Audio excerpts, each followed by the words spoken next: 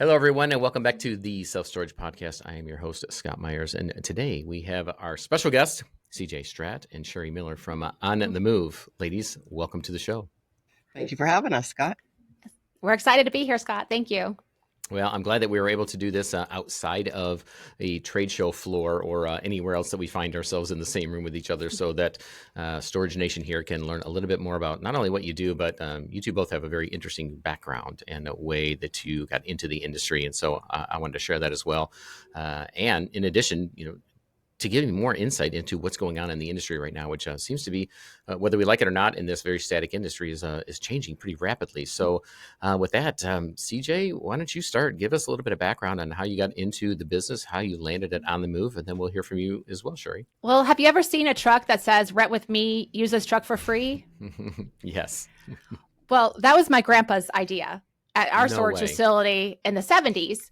Mhm. So my grandpa built his storage facility in 1978 and saw a need for a custom rental truck. So that's how I got here. I was in the storage business before I was born, and was still in it. So my first job was at a storage facility, managing it and being a relief manager while it was being built from the ground up. And then I started working out On the Move and did the marketing since 2007, 2008. Well, that is my first entry into the storage business. It certainly doesn't go as far back into childhood like yours, but back in 2005 is when I got into the business. And On the Move was on the back of every single cover of every trade magazine out there. And so everybody has known about you and the brand as being more than the 800-pound gorilla, because you were the only ones for the longest time. And even still, I think when anybody thinks of the services that you provide with billboards on the back of a moving truck, it's On the Move. Yes, that's definitely we're lucky with we have more indirect competitors than direct competitors. So it's either you do the one way type moves or have a local moving company. So we like to fill that spot, and definitely saw the need for it when I was a manager at 16 years old. Yeah. And it definitely, that was how I always sold everything, is just like, okay, how are you moving in? And they always seem to be needing a truck of some sort. It is. They go hand in hand. That was the first ancillary income. Anything which came first, the chicken or the egg, or the moving truck or the locks and moving supplies. Those are the first two ancillary income streams that we've added into storage. So glad to have you here to learn a little bit more about not only your lineage, but what you're seeing in the industry. But first, great, Sherry, my good old friend Sherry. How are you, my dear? Hey, Scott. I'm good. Thank you for having us today. Of course. I got my start as an assistant manager. I feel like everybody who gets into the industry just kind of slips in and then they stay, right? So started out as an assistant manager, got to do all of the things sitting behind the desk, loved the industry, know and understand it, wound up working for a call center, and started out as client relations, which is one of my favorite things, building relationships.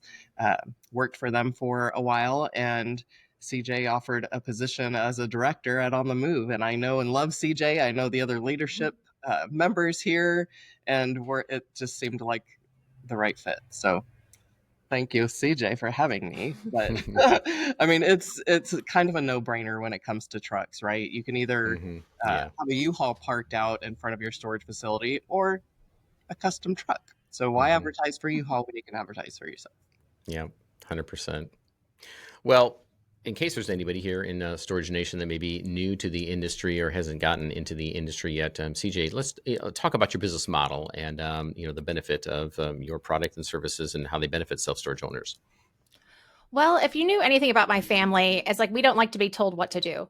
So that is pretty much the whole thing behind On the Move, is we don't want to be told when we can rent our trucks, who we can rent our trucks to. We want it to be just free to run our business the way we wanted. So we pretty much do the same thing. We give the tools to be able to rent a truck out. We even throw a hand truck and furniture pads into the truck when we deliver it.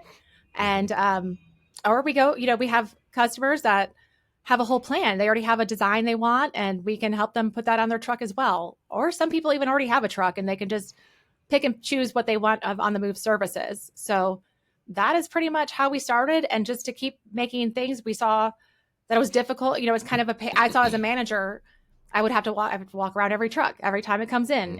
And we're down here in Texas. So summertime is pretty dang hot to come outside of the office and then have my cordless phone back when if that shows my age. But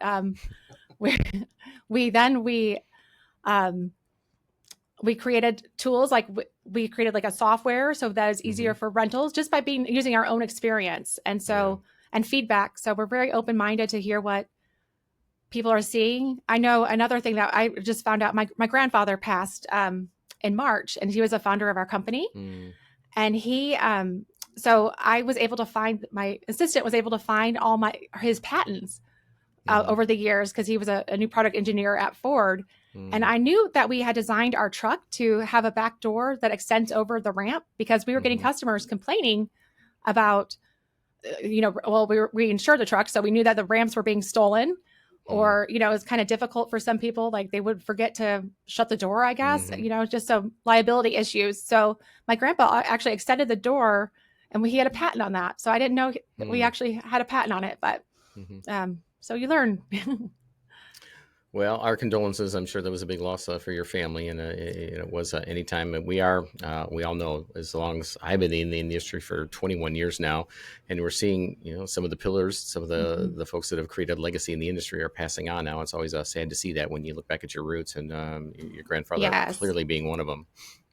Yes, it's definitely difficult, but we're so proud of him, and it's inspired to see all the feedback I got from friends and family with how they inspired him and their lives. So handling it rough, but I can put a smile on my face for your podcast today.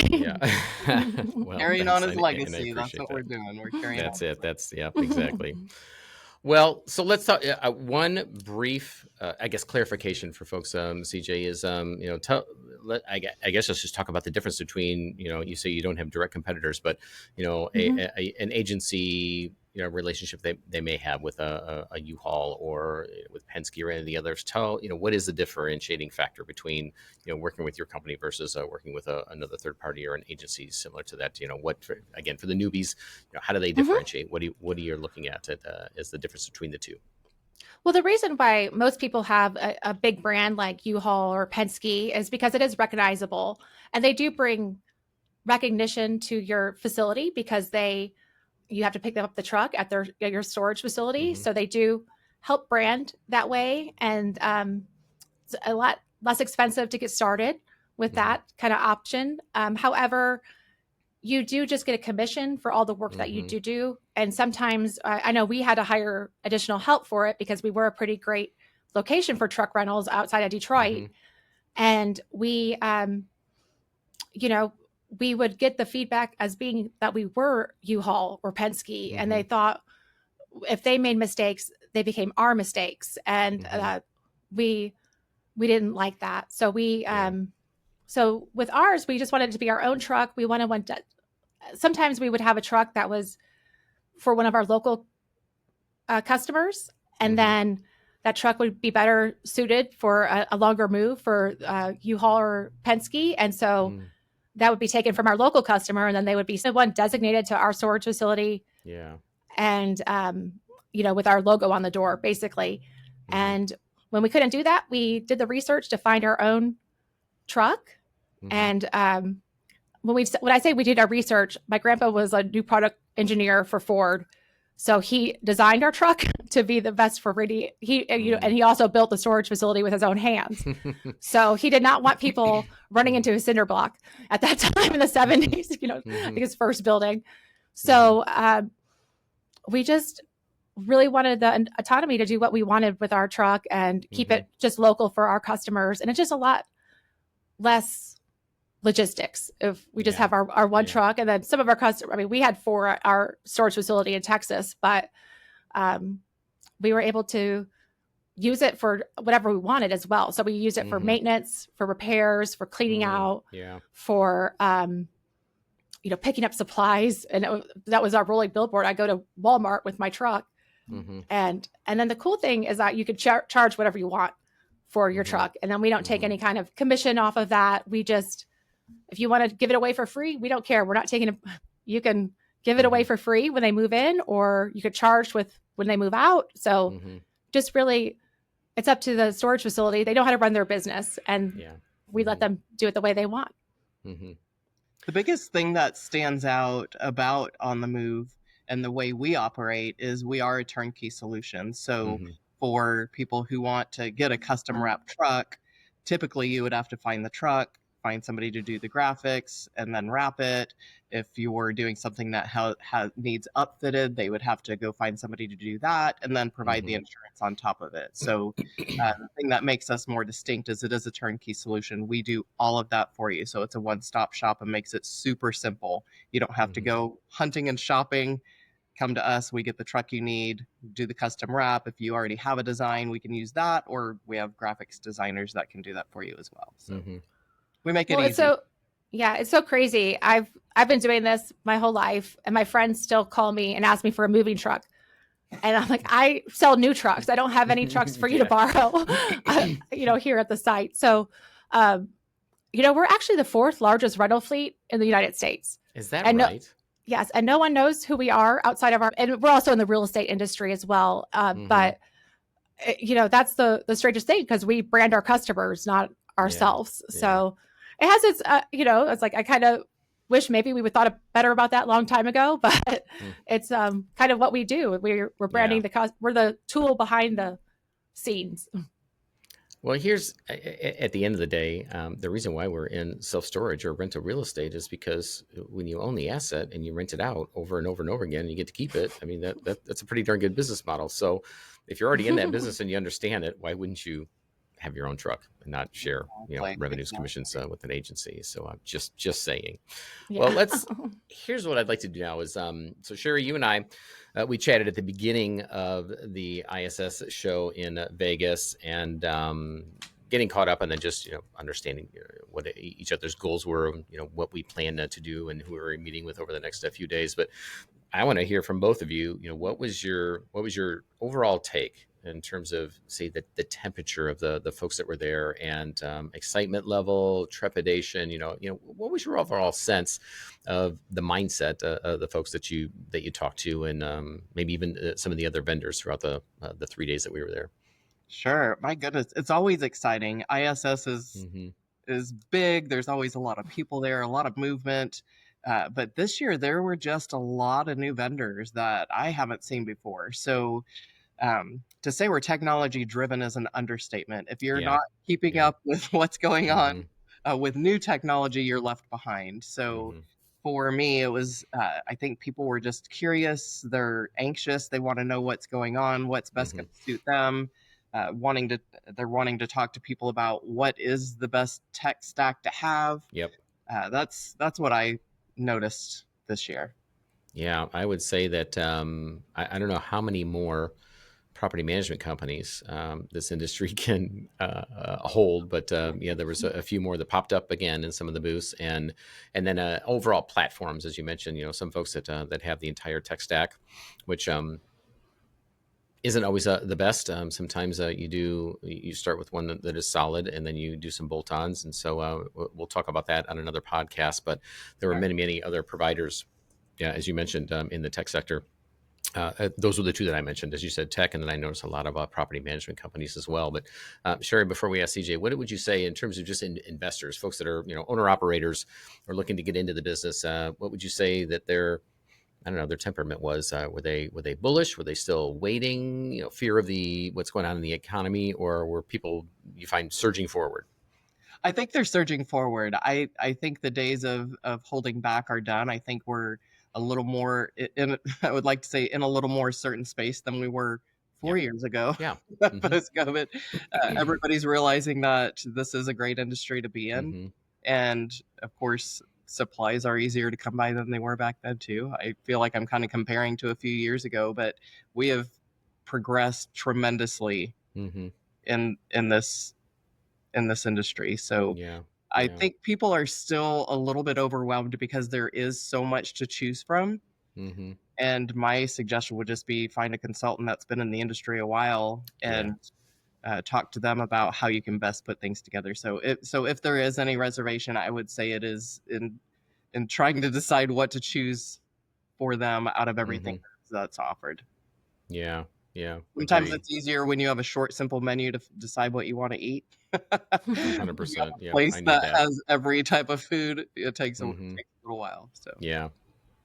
CJ, as you assess your involvement in the show and maybe even leads that came in afterwards, or the business that was drummed up, what was your take? I was actually shocked at how many people I didn't know that came to our Hmm. booth with Hmm. new operators that were already usually like I always called ISS was more of like the marketing and like kind of like the tire kickers, like people just starting to get into the industry and just Yeah. looking around, Hmm. seeing if it felt like a lot of people had already bit the bullet. Is that the right Hmm. English Sure. for that? Hmm.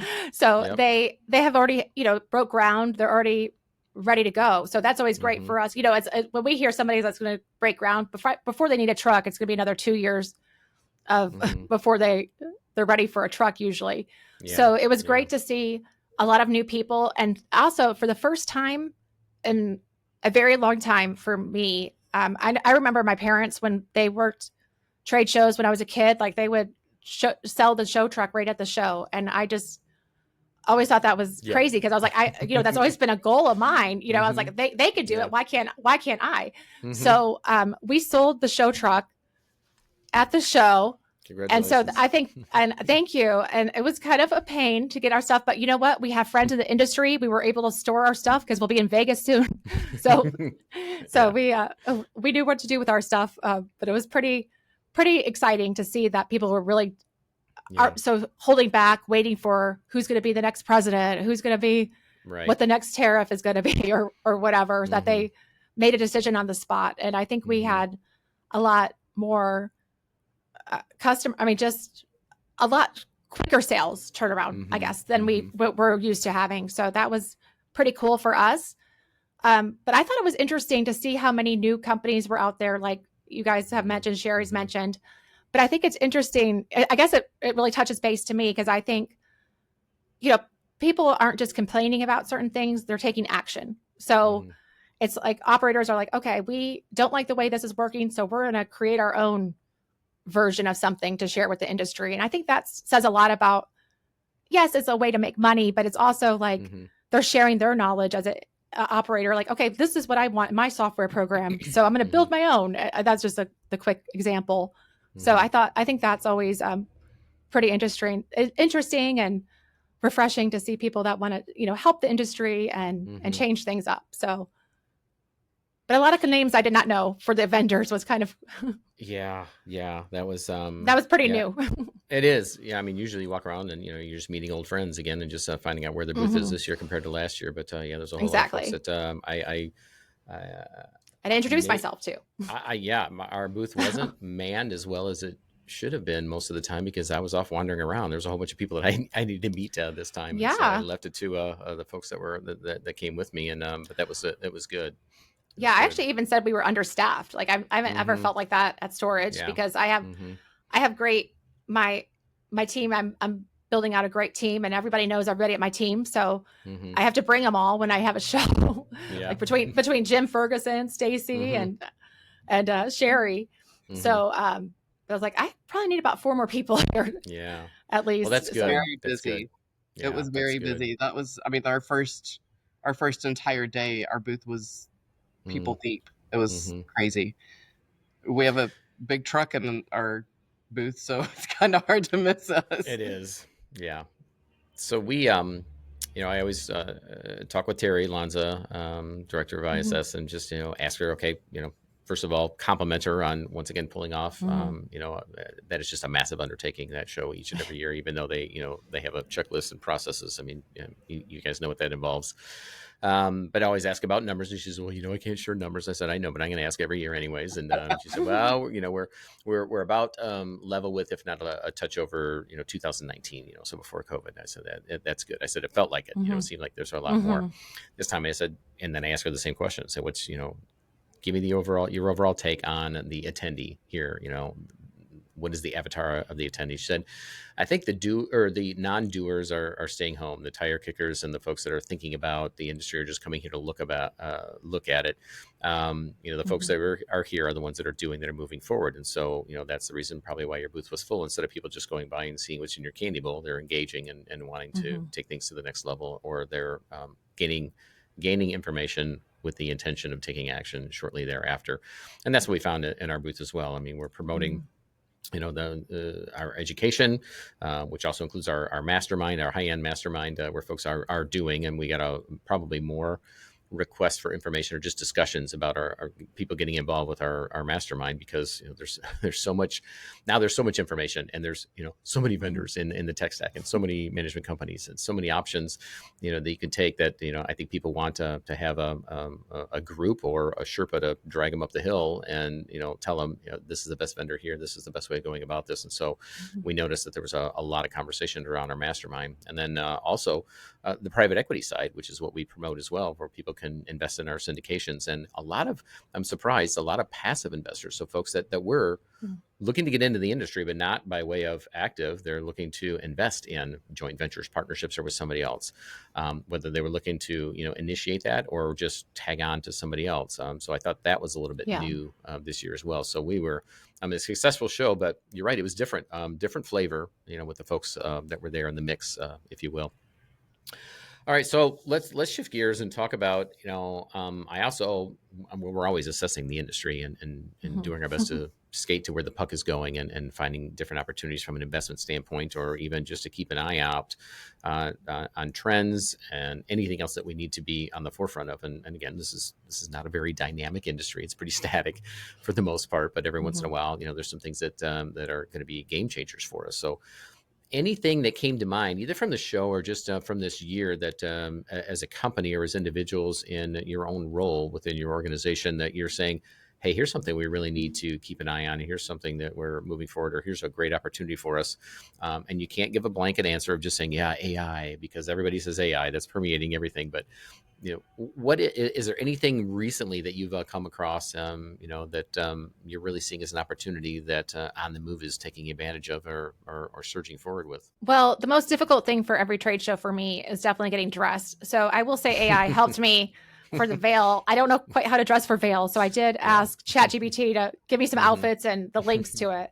So I don't know if that's more personal and I'm using it for, but yeah, I mean, we definitely have seen the different, I think just the people's interest in security and, protecting their facilities. We started building the 70s. These facilities are getting older, and, different materials, different gates, different locks, the things locks that I thought were great.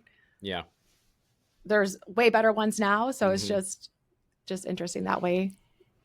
Yeah, staying engaged in technology and being able to best accommodate the customer and make it as easy for them as possible is what our goal is. Yeah, the user experience is what really, we changed that. Like I created the software for the manager to use, because they're the ones at the desk. Right. And I created that way. And it's like, okay, the managers might not be there. So if they want to book a truck, I need to create a software where the renter can just do it online and not deal, take the manager out of the equation. So user experience, I think is we all have seen that. I mean, I book everything. I met my husband on an app. So, I book, if I can't find it quick on my phone, I don't want it. So that's kind of where the tech and just keeping up with it, which is something, I'm trying to think of, I don't even think I had email when I was a manager. I don't remember using email at all. So yeah, we've, well, first of all, the security piece, you're right. I think we need to beef that up, and that is a competitive piece that it's no longer an advantage. It's just a must. You have to have it, and that is evolving as well. And again, not, as they say, not to continue to just talk about AI for the sake of AI, but what we're seeing with advancements in security, utilizing AI that's tying into our systems using the existing system, but new cameras that are detecting thermal and movement and just doing different things within the site. It really is. And then alerting the right person, for whatever that breach is within the security system is getting fairly advanced. And that's great. I've always been surprised by a group of entrepreneurs that went out and start a self-storage business, how much everybody gravitates towards the attorneys sessions, where they go in there and they talk about all the pitfalls and the bad things that can happen, and the sessions on security, because everybody's worried about, having their facilities secure. And so I get it. I understand that. And I guess maybe I'm more focused on growing and acquiring and developing and building more. But there seems to be, I agree, the same thing. There just seems to be a resurgence in people wanting to just make sure that their tech stack, including security, is up to speed, and making sure Yeah. that they buttoned everything up, and their older facilities to get them up to speed. Mhm. Well, I know our facility, our big security was my aunt was the manager, and she lived there, in the apartment Mhm. upstairs. So she was definitely Mm-hmm. her dog and her, they had it down. And Mm-hmm. I just it's amazing that there's somebody that's watching the cameras right now, and they can just be like, "Hey, get out of there," and Yeah. some Yeah. really cool Mm-hmm. stuff. Mm-hmm. And I just remember here in Texas we had a shotgun under the under the desk, and Mm-hmm. that was my big security because I Yeah. was the daughter, so that I had to be protected. Mm-hmm. But Mm-hmm. yeah, and I have really seen, like, we also have an insurance agency, which Mm-hmm. and we've had it since 2012, and we've seen such a huge change in our claims because Mm-hmm. of the ability that people have now. It's like, definitely changed. The break-in claims and Yeah. security claims are getting more under control, which is Mm-hmm. good for us, and hopefully Yeah. if there's isn't any more crazy storms, or which there always are going to Yeah. be, these crazy just abnormal things that we've been seeing with Mm-hmm. Mm-hmm. with storms and stuff, I think we'll and fires and that kind of thing. I think we'll see a better. I don't want to promise that. We probably won't see better rates with insurance. They won't go back down, I don't think. But Usually don't. Mm-hmm. once they're high, they stay high. But Yeah. Well, if you can invest your money in security rather than claims, that's a better way to go. Yeah, it's a little less costly, that's for sure. Mhm. So our company and many that we've talked to are pretty much projecting, with the economy, interest rates being flat. As you said, CJ, we're it's easy to budget for things now. So people are, once again, moving in the economy because we don't have a run up of interest rates and inflation for building materials. And so, we're surging forward, as long as, we know the rules of the game. Just tell me what, the cost is of the pieces parts on the front end. And we know how, we know how to make the sausage afterwards, as long as things aren't going up and down. And so we are surging ahead. And this is usually the time when, fortunes are created, which is when there's a slowdown and people are running out of the market or just sitting on the sidelines. That being said, our existing stores, existing operations, everything is kind of steady as she goes. Rental rates, we see, kind of starting to creep up a little bit. But what are you seeing in terms of, what kind of goals have you set, Sherry, putting you on the spot since you're new here? The budget for the year and goals. Are you flat as an organization, or on the sales side of the organization for you and your folks that are underneath you? Are you seeing projecting an uptick? Where do you see for your business going forward, which is probably going to be a little bit telling for the entire industry? Yeah. Oh, we're gonna have the best year. There's no doubt in my mind that we're moving up. Mm-hmm. Zero doubt in my mind. There's a big need for what we have, and Mm-hmm. being able to get in front of as many people as we can to get them to understand that our solution is so beneficial to them. We're only going to go up. Zero Mm-hmm. doubt. All right, CJ, you buy that as well, coming from your sales manager? Oh yes, I definitely do, because I've seen it, and I see our Mm-hmm. numbers. We've already reached our goal for the year, Yeah. basically. So Yeah. we're really seeing an uptick. And so but I think one of the biggest objections that I hear for our product is, well, I'm in the business of renting units out, not trucks. Mm-hmm. And so I think I hear that, and then especially now, like, I don't want to have any ancillary products at all, because I just want to do it remote, and not having a manager there is so much better and less Mm-hmm. expensive and stuff. And so I hear that, and it's Mm-hmm. just so interesting to see, like, the divide, like how Yeah. different people, like the people, how we all value user experience. Like, it just depends Mm-hmm. on, and we're all different. We're different generations, and we have quite a bit Mm-hmm. of different people, but I like convenience. Mm-hmm. And so I want to do everything on the phone, but I still I don't know what I've only been doing storage my whole life, but I have no idea, like, how many storage units I would need to, Mm-hmm. if I was moving right now. I know my husband, he thought we needed a 5x15 for our last move, but that was incorrect. I know, but Yeah. He doesn't know storage as well as we do. but I think that's a nice thing to call. I like to call somebody Yeah. and just be like, hey, what do you recommend? And Mm-hmm. be able to be guided, like, okay, well, what are you storing? I'm just storing books. Okay, well, maybe you don't need it air Mm-hmm. conditioned or climate controlled, so just having kind of having that guidance and being there for customers and, providing them, oh, okay, great. I have a lock. I've got boxes. I've got a truck for you. And doing that. So I think I've heard a lot more people talking about going back to the old ways, like even some of the larger companies that some of the REITs, I've talked to some people at the REITs and they're like, oh, we're looking back at trucks somewhat, which they were like, no, bottom dollar, we're getting rid of this, we're doing this, but there's some old school things that are kind of come back, just like, the pants that have the bell bottoms, so we see, things come back and trends come back and we don't have that many different things to do with storage. We can only create so many revenue streams and right.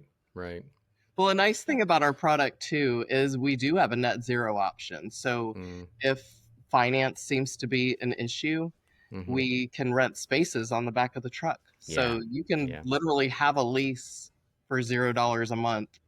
So the financial part for me, when it comes to sales, if you get people to understand how they can use the truck and think outside of the box a little bit, primarily stay on the back of the truck, right? You're stopped at a stop sign, you're part of the community, you sell ad space, $200 a month, whatever that looks like, it pays for your lease. So to me, when you get, so when you get people to see and understand that, I mean, it's a no-brainer. Yeah.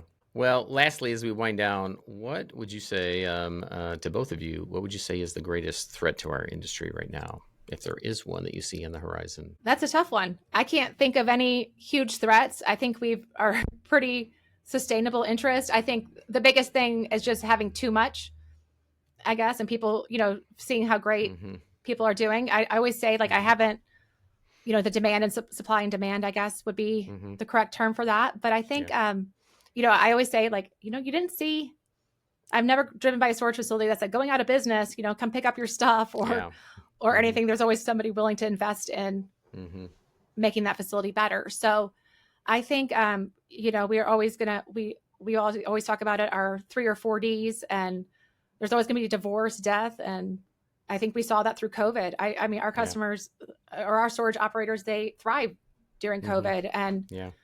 And so I just think we're pretty sustainable, and either the rates are going to fluctuate the most just by supply and demand. Yeah. What would you say, Sherry? She kind of took my answer. I think there is an influx, as we know, in the self-storage industry. They're popping up everywhere because it is a need. And I would say just having the competition so close is probably the toughest part of this business. Our competitors tend to drive our rates. That is stabilizing a little bit more. They are going back up, so that helps a lot. I know the past couple years the REITs have kind of dictated what we've done because they gave crazy specials to move in. I see that fading a little bit, and allowing the owners and operators to sell their value rather than their competitors' rates. Well, I would agree as well. There doesn't seem to be a lot. We are in a pretty good space right now where certainly we could use a little more activity in the marketplace with interest rate. If interest rates were to come down a little bit, but we're also seeing an uptick in movement on the housing side as well. So I think we're going to see a little bit of absorption. But yeah, as long as the cowboys don't assume that it is the wild, wild west and continue to build, then I think we're still in pretty good shape. But that is also market specific and really literally within the market of 5 square miles. Or a radius of 5 miles, roughly. So so long as everybody's behaving well, most of us in the industry shouldn't be affected by that too much. So because I just know, like, our local community is called Bernie, Texas, and when I moved here in 1995, we were population 5,000, and now here in 2025 we're population 25,000. And we haven't really had. We've been mostly independent operators out here. We had like 9 storage facilities out here that just when we were at 5,000 people. And so it was crazy. Like, a REIT just bought several of the facilities out here, and then one just built ground up. And I was just like, it's just crazy. I know San Antonio is experiencing quite a bit of growth, but I think everybody is, but we don't have attics here. So we have to have storage. Yeah. Well, Sherry and CJ, so good to catch up once again, and so good to have you on the podcast. If you would, what is the best place for people to find out a little bit more about your services and offerings? I would say go online or go to any of the SSA shows, ISS. We're going to be there. We're the ones with the big truck in the booth. Easy to find, but onthemovetrucks.com is our website. We're heading to Texas Executive Self-Storage Association. I know Stacy's been asked to speak at about 3 other shows going on lately. I can't think of them all right now. So I know definitely we're out and about. Everywhere. We're on the move. Fantastic. So- Yep, you are on the move. I know I know it sounds cliche to you, but yeah, it works. All right. Well, ladies, thank you so much for your time. Once again, it was so Thank good to you. catch up and to learn a little bit more about how you are approaching in the market right now and what's happening with On the Move. So until next time, thanks again, gang. We'll see you soon. Always Thank good to you. talk to you, Scott. Thanks for having us.